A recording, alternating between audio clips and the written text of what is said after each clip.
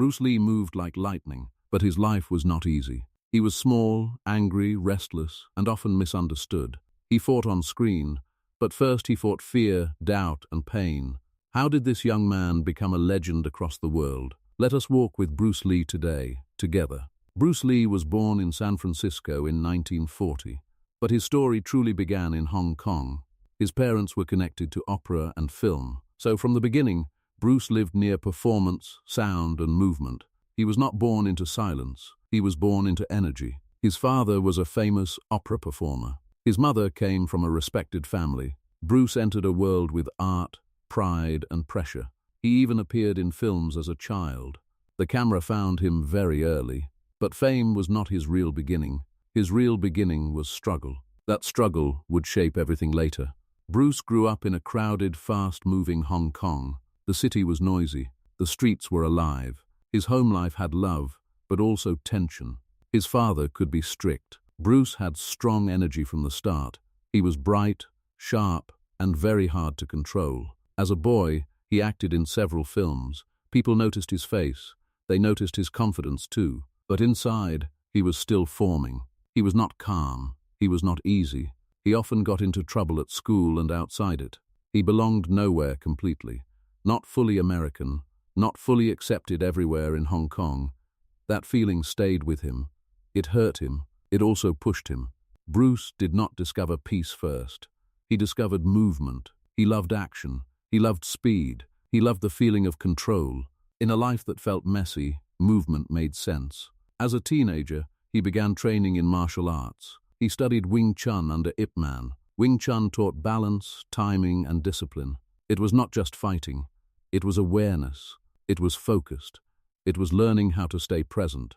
Bruce learned quickly, very quickly. His body understood things fast. His mind did too. He was not only strong, he was curious. That curiosity became his greatest gift. He never wanted to copy. He wanted to understand. Bruce's talent was growing, but danger was growing too. He often fought in the streets. These were not movie fights. These were real fights. Fast fights. Angry fights. His parents became afraid for him. Hong Kong could be hard on young men. Pride mattered. Respect mattered. One fight could lead to another, and another. Bruce was moving toward real trouble. He needed discipline. He needed distance. He needed a new path. So his family made a painful choice. They sent him to America. He was still very young. He left behind his city, his friends, and his old life. He carried only hunger and fire. America gave Bruce a new chance. But it did not welcome him easily. He worked small jobs. He studied. He trained. He taught classes. Still, many people did not understand him. Some saw only an outsider. Some saw only an angry young man. He wanted respect. He wanted success. He wanted space to become himself. But the hardest fight was inside him. Bruce was brilliant but restless. He pushed too hard. He expected too much. He could charm people, then suddenly burn with anger. He wanted control over everything. Life does not work that way. He was between worlds again. Chinese, but far from home. American, but never fully accepted. Strong, but still searching. This deep loneliness shaped him. It hurt deeply. It also sharpened his will. It was a quiet afternoon in 1964 in Oakland, California. Bruce Lee was ready for a challenge. Word had spread about him. Some Chinese martial artists were angry. They did not want him teaching non-Chinese students. Bruce disagreed.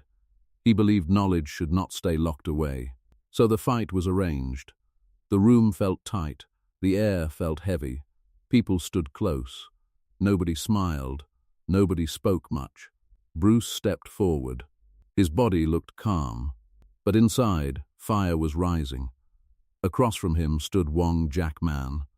Then the fight began. It was fast, very fast. Feet moved, breath cut sharply, bodies turned. Hands struck, the room filled with tension. Bruce pushed forward again and again.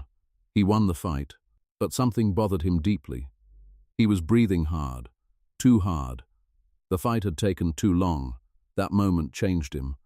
Not because he won, because he saw a limit in himself. He went home unsatisfied. He began to rethink everything. Style, form, habit, rules. He wanted truth, not tradition. From that hunger, a new path was born. After that fight, Bruce changed his training completely. He no longer wanted fixed forms alone. He wanted freedom. He wanted speed. He wanted what truly worked. He studied many systems. He tested ideas again and again. He trained his body like a machine. He trained his mind like a question. Soon, his teaching became different.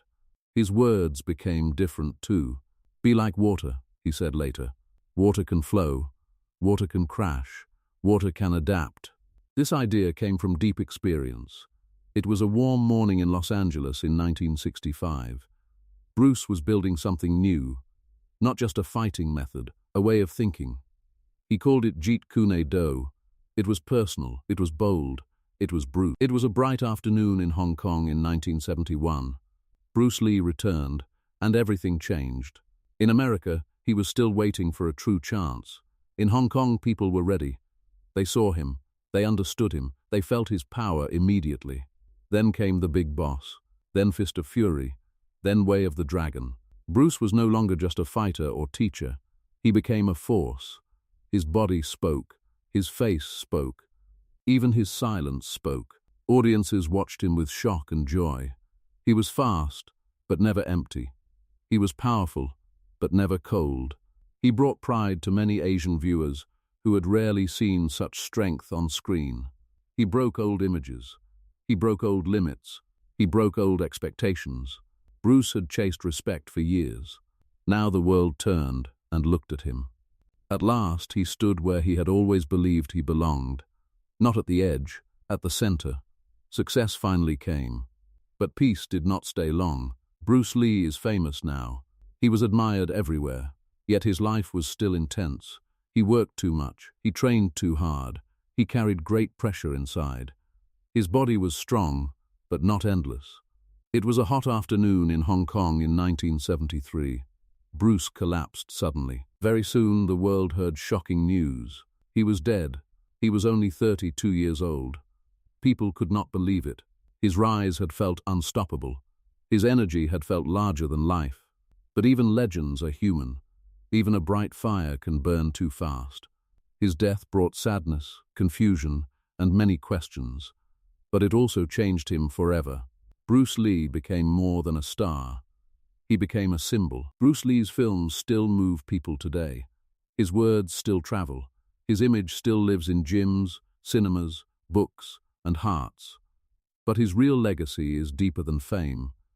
He changed how many people saw strength. He showed that power could be fast, intelligent, and alive. He also changed how Asian men were seen on screen. That mattered. It still matters. He stood with pride when others were reduced or ignored. He opened a door for many who came later. Bruce gave the world action, but he also gave the world thought. He asked one deep question: what is true, and what is only habit? Bruce Lee was not perfect. He could be impatient, proud, and very intense. Some people found him difficult. Some thought he pushed too hard, both in training and in life. Maybe this is true. He wanted excellence, and he wanted it fast. That kind of fire can inspire people. It can also exhaust them. He challenged tradition very openly. Not everyone respected that. But Bruce was not trying to please everyone. He was trying to find the truth through action. Nobody is perfect. Bruce Lee was human, and that makes his story even more powerful. What can we learn from Bruce Lee? First, your pain can become power.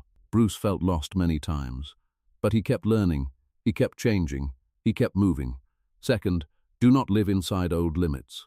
Bruce respected tradition, but he did not worship it. He asked hard questions.